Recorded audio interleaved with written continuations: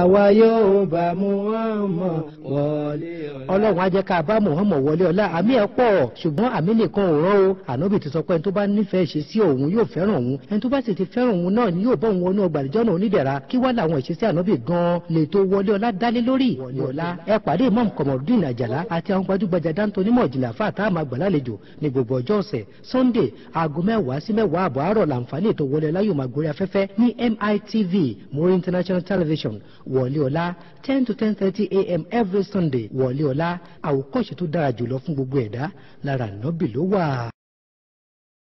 Wọlé ọlá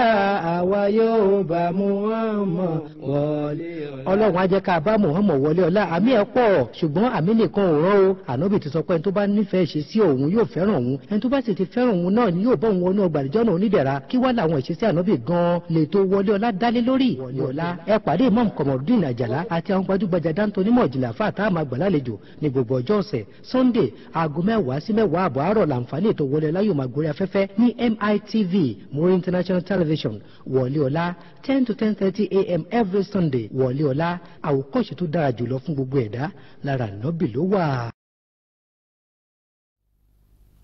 أعوذ بالله من الشيطان الرجيم بسم الله الرحمن الرحيم يا أيها الذين آمنوا اتقوا الله حق تقاته ولا تموتن إلا وأنتم مسلمون يا أيها الناس اتقوا ربكم الذي خلقكم من نفس واحدة وخلق منها زوجها وبث منهما رجالا كثيرا ونساء واتقوا الله الذي تساءلون به والأرحام إن الله كان عليكم رقيبا يا أيها الذين آمنوا اتقوا الله وقولوا قولا سديدا يصلح لكم أعمالكم ويغفر لكم ذنوبكم ومن يطع الله ورسوله فقد فاز فوزا عظيما وخير الكلام كلام الله وخير هدي نبينا محمد صلى الله تعالى عليه وسلم وشر الأمور محدثاتها وكل محدثة بدعة وكل بدعة ضلالة فكل ضلالة في النار فليعوذ بالله من ذلك. نعم أدعو فنساتي رحماني tó ní ká wáyé táráyé wá bá wáyé tá ò wúlò ta ni ó kó Olúwa lẹ́jọ́. bá wáyé tá ò mutí. ta ni ó kó Olúwa lẹ́jọ́. bá wáyé tá ò mugbó. ta ni ó kó Olúwa lẹ́jọ́. bá wáyé tá ò ṣẹbọ. ta ni ó kó Olúwa lẹ́jọ́. a dúpẹ́ fún Sátìrámánì tó ní ká wáyé táráyé wá tàbá wáyé tá ò lẹ́sìn ta ni ó kó Olúwa lẹ́jọ́. Ọlọ́run káwọn àáfàá wa o. àwọn tó kọ́ wa ní mímọ̀ tó kún kẹ́kẹ́. Ọlọ́run káwọn àáfàá wa. àwọn tó kọ́ wa ní súnà tó yéyéké. oyeyeke wàláì oyeyeke Allahu gayatuna wa rasulu sayyimuna wa qudwatuna wal qur'ani dusturuna wal jihadu sabiluna wal mautu fi sabilillah asma amanina. ولتكن منكم أمة يدعون إلى الخير ويأمرون بالمعروف وينهون عن المنكر وأولئك هم المفلحون. gbogbo ọ̀sẹ̀ẹ̀sẹ̀ mo máa ń ka kọ́ídà yẹn òun náà ni pé ṣáàrù náà wà nìyẹn ní dárúdáwà wàlẹ̀ ìrìṣàd kọ́lọ́kùnrin bá fojú bàbá máa fàdé láti Mustapha láti Sheikh Mustapha Sululu Sunusi kọ́lọ́kùnrin bá ròjì kẹ́sì kọ́bùrì bàbá gbìyànjú láti sọ ìgbésẹ̀ ayé àwọn sàábé fún wa. Bàbá gbìyànjú láti kọ́ wa ká jìnnà sí ṣéèkò. Bàbá gbìyànjú láti ká mọ pàtàkì ká má fọmọ wa fún ẹlẹ́sìn míì pàtàkì kọrin yóò gbogbo alábàbà wa dárò ọlọ́jẹ́ kí san wọ́n lẹ́sàn àbẹ̀yẹ àkìyàmọ̀. Ẹni lọ́jọ́ 14 oṣù Ṣàbáàn gbàtà máa ń gbàwẹ̀ tó bá di ọ̀la ẹ̀lẹ́tọ̀ láti gbà lẹ́yìn ọ̀túnla that is Tuesday ẹ̀ lè gbàwẹ̀ mọ́ tẹ́ bá fẹ́ tẹ̀lé súnà o torí màmá wa Aisha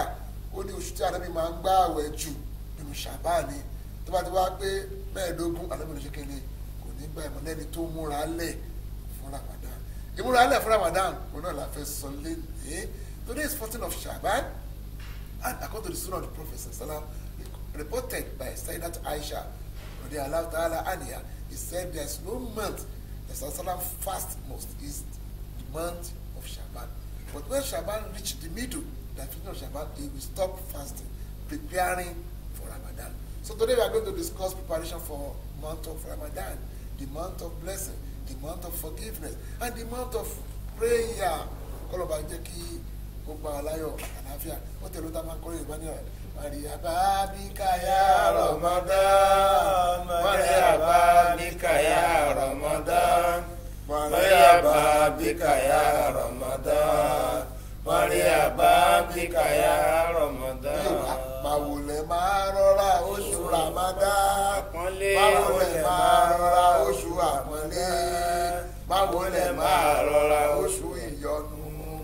báwo lẹ máa rọra oṣù Ramadan. مرحبا بك يا رمضان مرحبا بك يا رمضان مرحبا بك يا رمضان مرحبا بك يا رمضان. náà má jẹ́ kẹ́rù bẹ́ẹ̀ wà lẹ́ oṣù oríire ni kò tó tó bàbá lọ́sẹ̀ yìí náà bákan náà Fadilatu Ustaz Abdulgafar Salaudeen Abiola ẹgbẹ́ níjẹ̀jọ́ àgbádùn wọn ìran tó jẹ́ ìjáàb lẹ́ni náà ẹ̀tún gbádùn ẹ̀tún kẹ́kọ̀ọ́ ní tó máa sọ fún wọn nípa oṣù Ramadan. Wọ́n kẹ́kọ̀ọ́ gboyè wọ́n kẹ́kọ̀ọ́ jáde nínú International University of Africa nílùú Sudan ọlọ́ba dé dáadáa fún wọn. Jẹ́kọ́ pàdé àánú wọn lọ láyé ń bí àti ní ọjọ́ ìgbéde àlùkìyámà. Wọ́n wá nílé kí tó àmọ̀ sí Darul Islam ní abúlé Òrókò nílùú Ogun State. Bẹ́ẹ̀ sọ pé ìjọba fẹ́ pè wọ́n ìbéèrè ni ìrànlọ́wọ́ ni àbí nípa ilé kí wọ́n yẹn náà lórí 09039759025 lẹ́ẹ̀kan sí 09039759025. Ustaz lọ́dọ̀ àwọn Yorùbá tábà débi iṣẹ́ àmà ń ṣe Ramadan làwọn yìí kí ni ká ti palẹ̀ mọ́ de. alhamdulillah usalli wa usallim ala man la nabiyya ba'da wa ala alihi wa ashabihi ajma'in wa ba'd ayyuha al-muslimun al-kiram assalamu alaykum wa rahmatullahi wa barakatuh. Wa alaykum assalam wa rahmatullahi wa barakatuh. Adáwọ̀pẹ́ fún Ọlọ́run àtàwọn ìkẹ́ àti ìkẹ́ fún Ànábì Muhammad àti àwọn ará ilé àtàwọn sàhábà àtàwọn tí wọ́n pẹ̀lú ẹ̀ gbogbo ìlú àkíyàmọ̀ lọ́kùnrin lóbìnrin lọ́mọdé lágbà tí ó ń gbọ́ wa tó sì wò wá ìkẹ́ Ọlọ́run àti Ọlọ́run ọ̀gbẹ̀dẹ̀ náà máa bá kálukú wa gbé. À ń kí wa pé a kú ìpalẹ̀mọ́ oṣù àpọ́nlé oṣù ìkẹ́ oṣù ìyọ́nú oṣù àforíjìn oṣù kẹsàn-án nínú ṣẹ̀ríà nínú oṣù ojú ọ̀run tí a mọ̀ sí Ramadan. Ọlọ́run tí ọlá rẹ̀ ga kò júwe oṣù míì nínú Al-Qur'an Karim bóyá tóbi tó ní àyàfi oṣù Ramadan. Ọlọ́run bá ń sọ ike bismillahir rahmanir rahim ya ayyuhalladhina amanu kutiba alaykumus siyam kama kutiba alal ladhina min qablikum la'allakum tattaquna ayyaman ma'dudatin faman kana minkum maridan aw ala safarin fa'iddatun min ayyamin ukhra lọ́bẹ̀ tọ́lọ́ tó bá sọ pé shahr Ramadan allazi unzila fihi al-Qur'an hudan linnas wa bayyinatin min al-huda wal furqan. Pálukọ́ ní tóbi tó ní Ọlọ́run bá òjúwe oṣù mi àti oṣù Ramadan tí wọ́n ń túmọ̀ sí pé ní oṣù yẹn o oṣù tó tóbi ni o oṣù yẹn o oṣù bàǹbà ni o oṣù yẹn o oṣù pàtàkì ni àwa náà tá jẹ́ mùsùlùmí àgbọ́dọ̀ bá pàtàkì ẹ̀ ìpalẹ̀mọ́ wa kínní tá a lọ ní òun náà ni al-istindadu qalbi ìpalẹ̀mọ́ tọkàn ẹ̀yìn pé ìwà ẹ̀ṣọ́dún a máa lóun ra aṣọ a máa lóun ra bàtà ẹ̀lẹ́mí a máa lóun ra oúnjẹ fún ọdún tó fẹ́ ṣe àmọ́ àwọ̀ yìí ìpalẹ̀mọ́ kínní istindadu qalbi ká lọ palẹ̀mọ́ ọkàn wa ọkàn làá fi gbààwẹ̀ kì í ṣojú o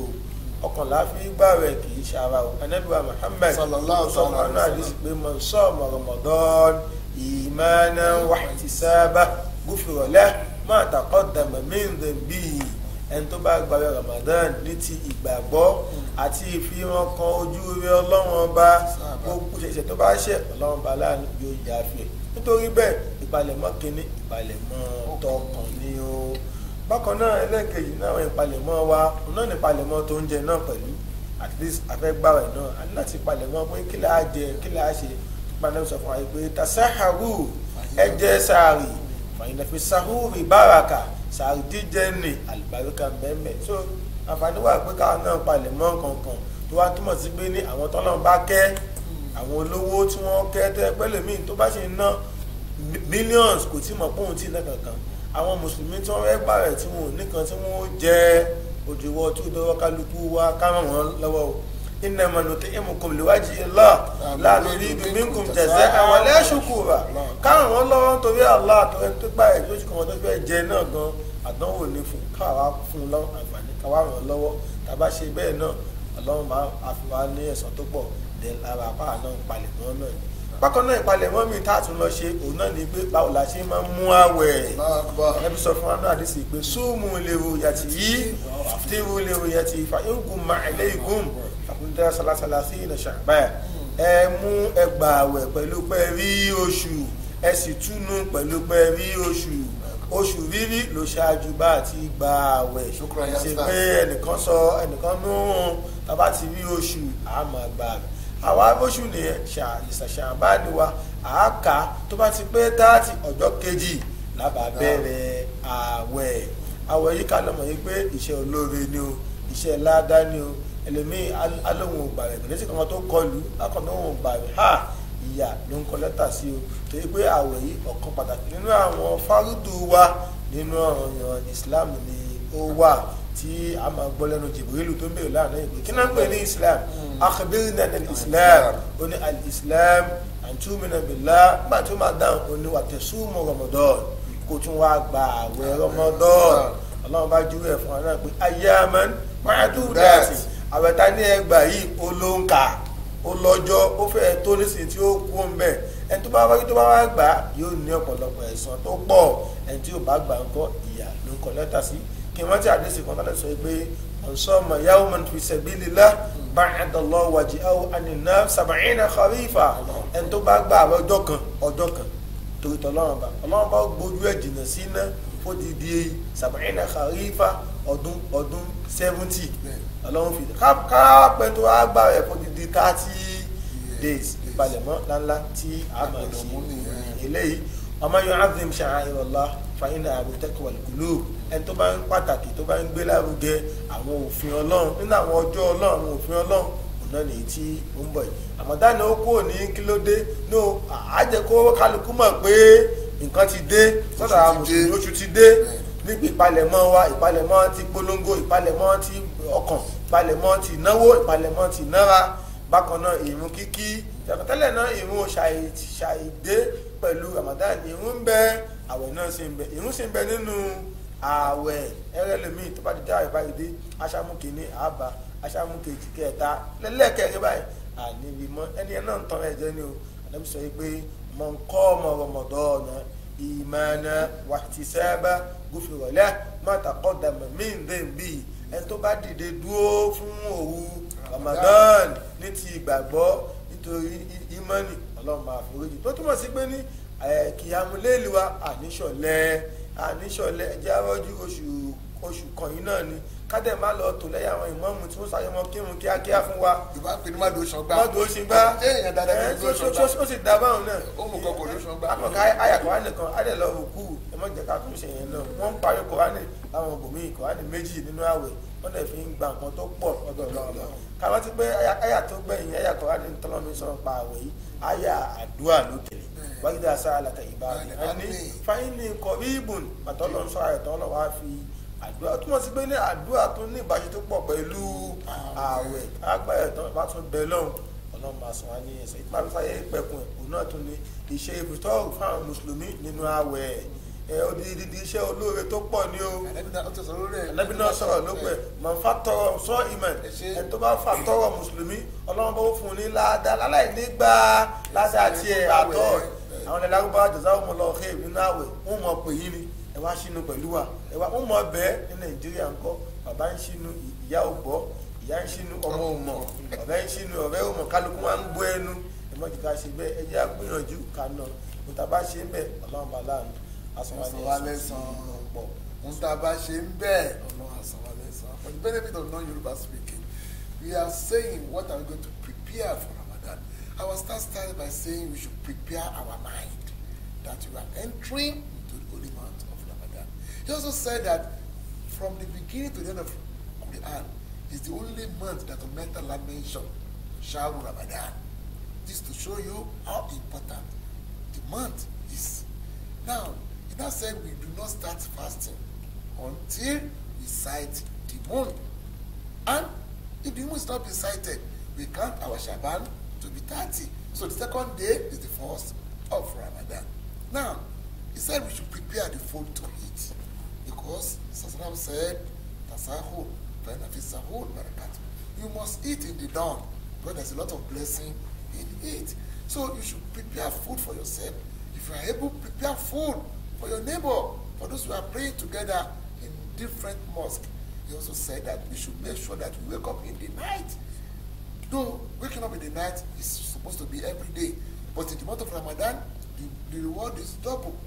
When you are doing supererogatory deed in Ramadan, you have the reward of doing your obligatory. The obligatory started from 70 points. I want to say so waking up in the night, fasting, then we should make sure that this month is month of prayer. Month of prayer. And the best thing, one of the best deeds to be done in this month is recitation of the Quran. And not to recite Quran, go and listen to lecture where they're going to be reciting Quran. So prepare for Ramadan. It will only come once in a year. After 12 calendar, we have only 1 month. And Ramadan is a springboard to spiritual elevation. So after Ramadan, we should continue all our good deeds. So, after Parazodo Ustaz, Ramadan yìí, a máa rí pé ẹlòmíì ti gba 40 years, ẹlòmíì ti gba 30 years, ẹlòmíì ti gba 15 years, but kò yí kankan padà lára wọn. Kí ló fa sábàbí yẹn? Kò yí padà. Wọ́n bá ti gbà rẹ̀ tán, wọ́n ti padà sí di ọtí, wọ́n ti padà sí tẹ́tẹ́, wọ́n ti padà sí kí ló fà? Kí ló kó fà? Jazakumullahu khair. Ajásí pé ní wọ́n kàn ń gbà pẹ̀lú pé kálukú ń gbà èmi náà ń gbà ni. Wọ́n kàn ń gbà pẹ̀lú ahọ́n, kàn ń gbà pẹ̀lú ojú ayé ni. Àwòtọ́lọ́ ní àgbà yìí a gbọ́dọ̀ gbà pẹ̀lú ọkàn wa ni. Gbogbo ní téèyàn bá ti fọkàn kọ̀ kò ní ṣe é nì. Ẹ̀lẹ́sọ̀rọ̀ àdìsí pé kíní kan bẹ́nu ọkàn iná mùsẹ̀lá mọ́dùgà ìdá sọ́lọ́há ìjáyà dòkòlù kíní kan bẹ́nu ọkàn múlíkà kan bẹ́nu ọkàn tó bá fi lè ti mọ́ gbogbo àwọn ti mọ́ nìyẹn tó bá dẹ̀ fi lè dẹ̀tí àtòkù náà tún dẹ̀tí náà nìyẹn kí wàá ní kíní náà alẹ́ wa hiyel kọlù nípa àgbàtí máa bẹ̀rẹ̀ ọ̀rọ̀ náà mo sọ yẹn pa pé ìsìndádù kọlù bíi ẹni tó bá ti fi ọkàn ẹ̀ gbà wẹ̀ fún mọ̀ ṣe bàjẹ́ lẹ́gbẹ̀ẹ́ báyìí ẹ̀jẹ̀ lóhun ò ṣe pé àwa ti di mùsùlùmí àti ju eléyìí lẹ̀ ẹlẹ́kọ̀ọ́kan kọ̀ọ̀kan ó ní lèmísìlẹ̀ hàdá yẹ̀dúbùl kọ́lbù min kamadin nǹkan ànàfẹ̀lẹ̀ kọ́lbù ìsìlámù wa ìmán tí islam àti ìmán bá wọnú ọkàn yẹn tó gbogbo tọ́lọ́run bá lóhun ò fẹ́ ìyó gbèjú lẹ̀ náà. ọkàn wa ẹ jẹ́ kó máa wà ní ṣákù pé àbí ó rí bẹ́ẹ̀ àbí ò rí bẹ́ẹ̀ ó rí bẹ́ẹ̀ o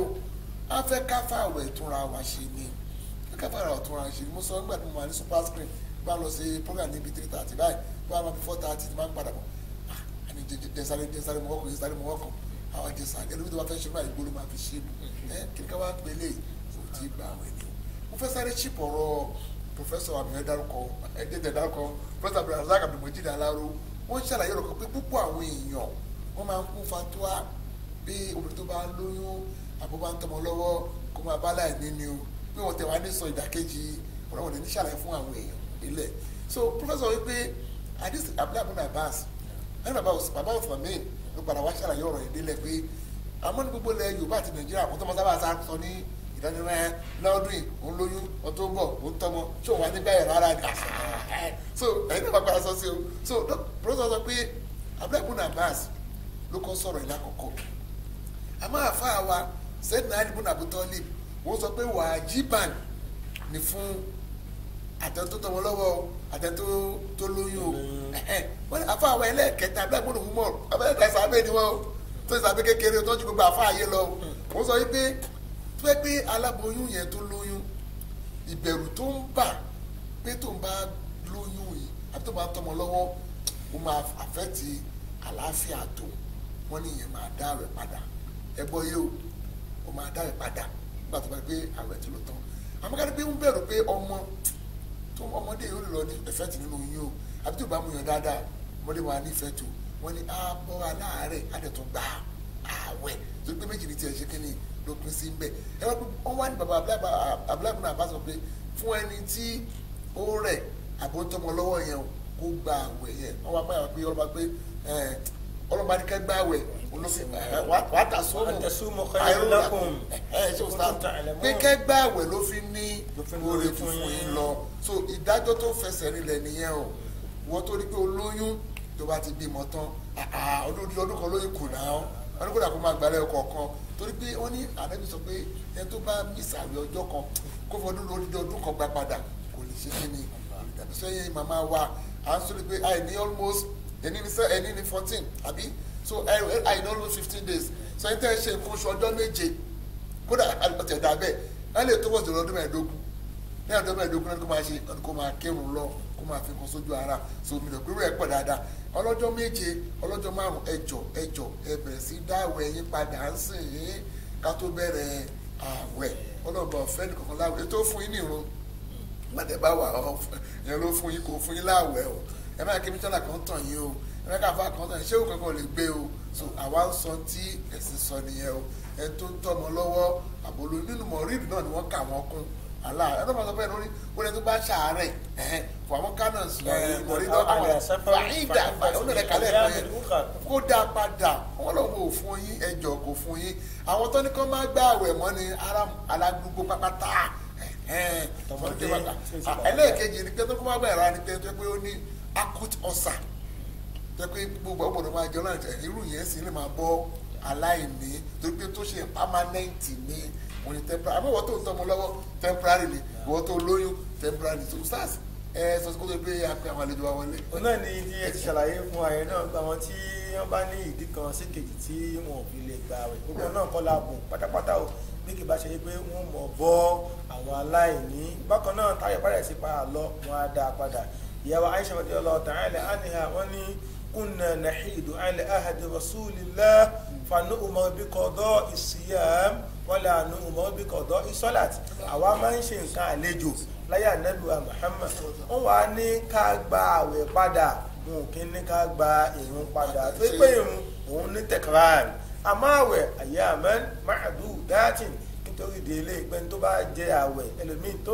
ọlọ́mọṣẹ́ wa ní karambà nínú obìnrin míín karambà nínú àwẹ̀ tí wá yóò sọ pé ẹnìkan sọ fún mi pé kọ́lọ́n dẹ̀ fún aláwẹ̀ náà kọ́lọ́n dẹ̀ fún aláwẹ̀ kó o fẹ́ wúlò nú ẹ̀sìn tiẹ̀ tọ́lọ́dẹ̀ sọ fún arákùnrin ní pé innal muslimina wal muslimat wal mu'minina wal mu'minat mo tọ́lọ́ pọ̀ kò mi ti pátá náà ló gbó obìnrin sí i tóbìnrin bá ń ṣe nǹkan oṣù àbíbí kan sí kejì táyọ̀ bá ti pa àdìgbò lọ kó yá gba àwẹ̀ náà padà. tó àdìgbò bẹ́ẹ̀ lọ ní ọjọ́ tèmi lọ́dọ̀ àwọn stars wa torí pé a ní àlejò mí náà tàfẹ́ gbé wọlé tí wọ́n ní di ọwọ́ ẹ̀yìn èèyàn àwẹ̀ náà ni àdájúkọ yìí ọlọ́run jẹ́ ká gbà pẹ̀lú àlàáfíà ẹ má gbàgbé òun sọ̀sọ̀ wá pé a máa ń lóṣù o ká tó bẹ̀rẹ̀ àwẹ̀ Nigeria Supreme Council of Islamic Affairs ojoojúmọ́ lóṣooṣù náà ń gbé jáde o àwọn táwa tẹ̀lé torí pé súnà yìí ló fi lọ́wọ́ àmọ́ sùkúrú tó ló fẹsẹ̀ rinlẹ̀ àmì ló máa ń polówó bọ́n ṣe kí ni o wọ́n ti róṣù náà bá à ń ka kàlẹ́ndà à ń ka tíra à ń lo meteorological à ń lò yẹn lórí pé a fẹ́ fi wà ní so Islam dẹ̀rẹ́ kì í ṣẹ̀sìn Yorùbá kì í ṣẹ̀sìn Haúsá kì í ṣẹ̀sìn Igbo kò dẹ̀ sí tó jẹ́ northern Muslim southern Muslim are Muslim so tẹ bá fẹ́ tìyàdì tẹ̀ ń sọ pé unity gbogbo yẹn unity of purpose gbogbo unity in diversity rárá o so kí dẹ̀ náà fi ra ma unity kọ́lá láwù kọ́lá sọ̀rọ̀ ìfáàmì sálàfí àsọ̀lẹ̀ yìí torí àwọn tá a sọ yìí wọ́n gbọ́ àgbọ́yé ẹ̀sìn jù wá lọ wọ́n rí ànábì kòrókòró àdúgbò pé mo fi ilẹ̀ tó yẹ pé àtọ̀sán àtòrò ẹ̀ bákan náà ní so ẹjọ́ ẹgbẹ́ fẹ́ gbé sùn kalẹ̀ ní àìmọ́wájú máa ń gbé kalẹ̀ so ẹnì kò lè mú ròrí ẹ̀ wá o àfáà tó kọ́ mi ń kí ó ní bàbá ẹ̀ ló kọ́ mi ń kí ó lé kí mo ti jáde ìrìnàjò ṣe kò sí lára ẹ̀sìn kí lọ́nà bá sọ kí lọ́nà bí sọ àbí ọlọ́ba kò jẹ́ ká lè jẹ́ alùsùnà àlùjẹ̀má orúkọ ẹ̀ ò sí tẹ́lẹ̀ náà gbàtí fìtínà dé ni pé ó dà wà ànábì tó pé mọ ìyẹn iṣu mi ń kún fásitì ìdílé fàlẹ́kùn ìsùnàtì so tó fàálù sínú wà lìjà máa nìyẹn ibi kó ní gbogbo lẹ́yìn ló máa ọ̀jọ́ náà ilé àmàlà àbàfẹ́ tó bá kọ̀ wọ́n ní onímọ̀ àná àlẹ́ wà sàábì wọ́n tó ń bẹ lójú ọ̀nà mi àtàwọn sàábì mi tó wọ́n bá fi pé òsì tó wá o tàdó sí nìyẹn o àfa Ibn Uthaymeen ni o Jawzi ni o wọ́n tó ṣẹ̀kúrẹ́ ẹjọ́ mẹ́ta ìdáni sọ̀bù ní tọ́jú ẹ̀fọ́ ní gbogbo àwọn fáyẹ̀ wọ́n máa ń rí fa àsìkò àtàbí wọ́n kẹ́kẹ́ kan lóde tẹ̀lé wọn náà àwọn lóde tẹ̀lé wọn so ẹbí tẹ̀mí àtẹ́ pé nígbà díkà yẹn kò ní mọ̀rọ̀ fa kó má mọ ìṣàrà ìwà kó má mọ délé wa sáfà ńlá ni wọn o èyí tẹ̀lé náà ṣe tíra tá a padà kà náà ẹ máa wẹ̀ Thursday ẹ máa ń báyàwó ẹ ṣe kí ní gbogbo àwọn tó ní dẹ̀lé lè nú tó fa ọ̀la yàrá yẹn ti nísìn kò sẹ́ẹ̀rì kò sọ̀rọ̀ ni ẹ bá kí n gba yín lásìkò lágbẹ́ Ọlọ́run tí gbàjọ ọ̀sẹ̀ tó ń bọ̀ táwọn máa mú mòdù mi àmọ́ àti ìlọ ètò ìtẹ̀síwájú kọlọ̀bà kí ó gbà fún wa stars ẹ bá mi dárúkọ nọ́mbà yín lẹ́ẹ̀kan sí ẹ máa lórí ètò náà rẹ̀ náà lágbára Ọlọ́run ìṣá lọ́nà àbájú rọrùn. orúkọ mi ní nọ́mbà mi 090 39759025. orúkọ Abdulgafar Salahuddin Abiola. ní abúlé òrókò ọjọ́ mẹ́tàlélógún state yẹn ìmáàmù Abdulwali Bello náà Ògùn state làwọn náà àwọn náà wà ní Ahmadiyya road wọ́n ti fọ́ mọ́sùkì wọn ní ìmáàmù Ṣábí Olẹ́gbẹ́ Bello ní mọ́sùkì náà tó bí ó ṣe rí nìyẹn ẹ̀ka tó kìlọ̀ lọ́ba padà dé àtẹ̀síwájú. Atótó arére o ẹgbọ́ èso igi wo ló kájú ẹ̀ tó mú nǹkan dùn tó ń ṣara lóore. Dates. Èso igi wo ló kún fún èròjà tí kì í jẹ́ kára kú rẹ̀tẹ̀ tó ń fara lókun bẹ́ẹ̀ ló ń jẹ́ kó jẹ́ ó dà lásìkò ohun kan náà ni kì í jẹ́ kára ó mọ̀ gbóná. Dates. Ó kápá oríṣiríṣi àìsàn bẹ́ẹ̀ ló ń dènà àwọn àìsàn tó burú jù tó ń gbẹ̀mí ẹ̀dá. Dates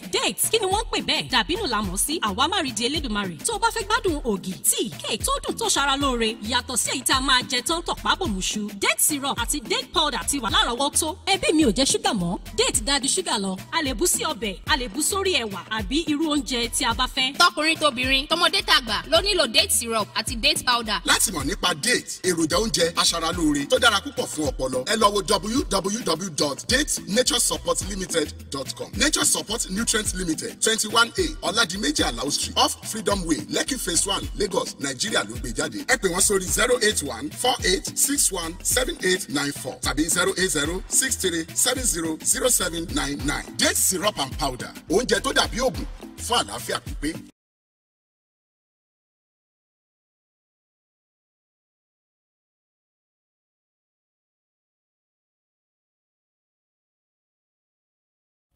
náà adúpẹ́ fún Ọlọ́run bá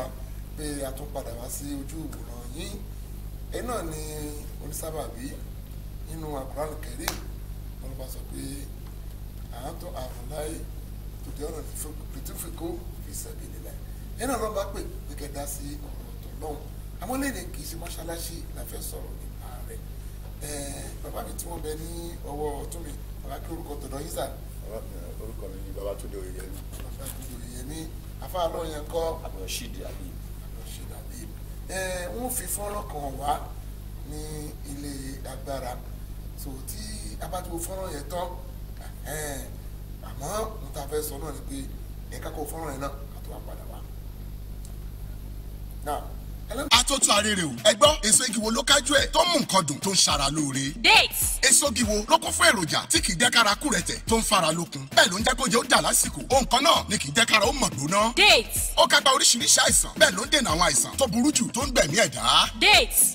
kí ni wọ́n ń pè bẹ́ẹ̀ dàbínù la mọ̀ sí àwa má rí di Elédùmarè tó o bá fẹ́ gbádùn ògì tíì kéè tó dùn tó ṣara lóore yàtọ̀ sí èyí tá a máa jẹ tán tọ̀pá bòmùṣu date syrup àti date powder ti wà lárọ̀ọ́wọ́tó ẹbí mi ò jẹ ṣúgà mọ́ date dájú ṣúgà lọ a lè bú sí ọbẹ̀ a lè bú sórí ẹ̀wà àbí irú oúnjẹ tí a bá fẹ́. Tọkùnrin tóbìnrin tọmọdé tàgbà ló nílò date syrup àti date powder. Láti mọ̀ nípa date èròjà oúnjẹ aṣaralóore tó dára púpọ̀ fún ọpọlọ ẹ lọ wo www.datenaturesupportlimited.com. Nature Support Nutrients Limited 21A Ọ̀làdìmẹ́jì Alao Street off Freedom Way Lekki Phase 1 Lagos Nigeria ló gbé jáde. Ẹ pè wọ́n sórí 08148617894 tàbí 08063700799. Date syrup and powder oúnjẹ tó dàbí òògùn fún àlàáfíà pípé.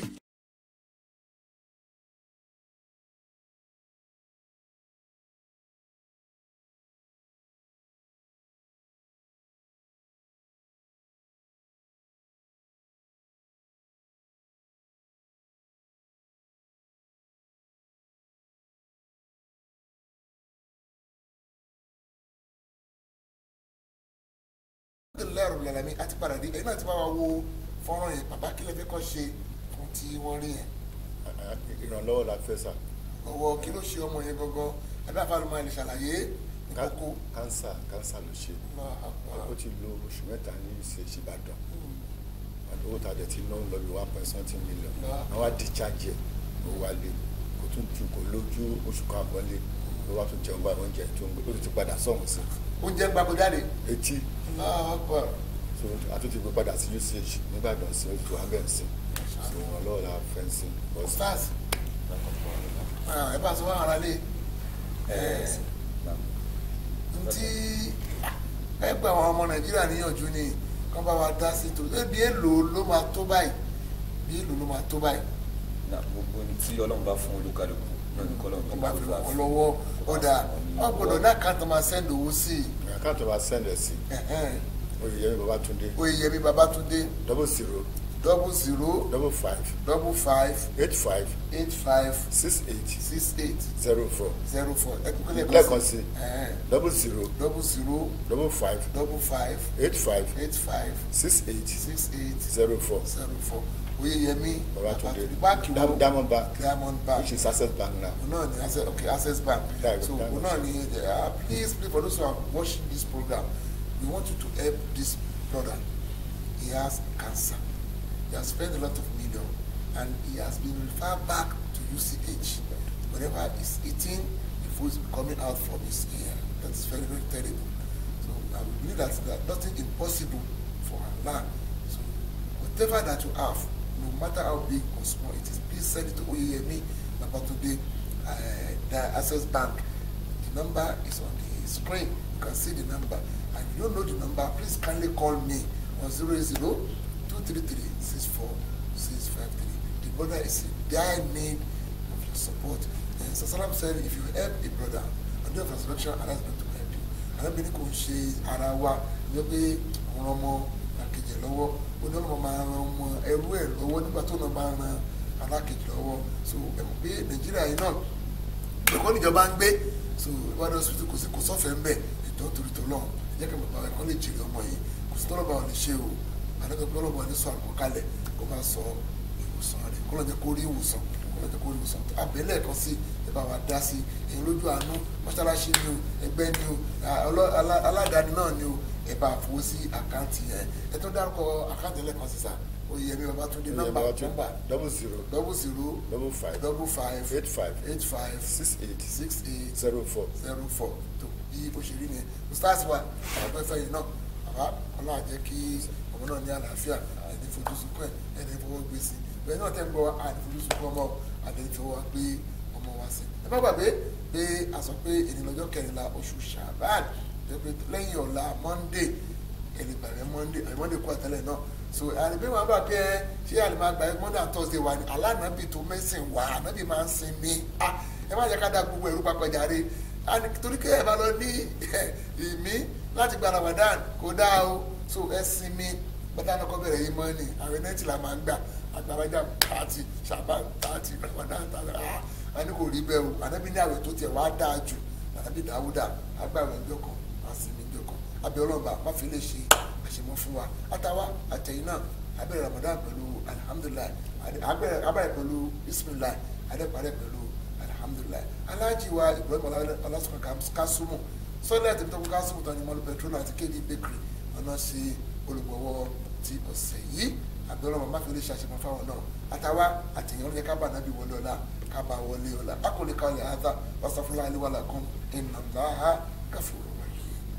wọlé ọ̀la àwa yóò bá Muhammad wọlé ọ̀la. ọlọ́run á jẹ́ ká bá Muhammad wọlé ọ̀la àmì ẹ̀ pọ̀ ṣùgbọ́n àmì nìkan ò rán o ànábì ti sọ pé ẹni tó bá nífẹ̀ẹ́ ṣe sí òun yóò fẹ́ràn òun ẹni tó bá sì ti fẹ́ràn òun náà ni yóò bọ́ òun wọnú ọgbà àdìjọ́ náà onídẹ̀ra kí wá làwọn ìṣesí ànábì gan-an lè tó wọlé ọ̀la dálé lórí wọlé ọ̀la ẹ pàdé Imam Komorudeen Àjàlá àti àwọn gbajúgbajà dáńtó onímọ̀ ìjìnlẹ̀ àfáà tá a máa gbà lálejò ní gbogbo ọjọ́ ọ̀sẹ̀ Sunday aago 10 sí 10 àbọ̀ àárọ̀ làǹfààní ètò wọlé ọ̀la yóò máa gorí afẹ́fẹ́ ní MITV Muri International Television wọlé ọ̀la 10 to 10:30 a.m. every Sunday wọlé ọ̀la àwòkọ́ṣe tó dára jùlọ fún gbogbo ẹ̀dá lára nọ́bì ló wà.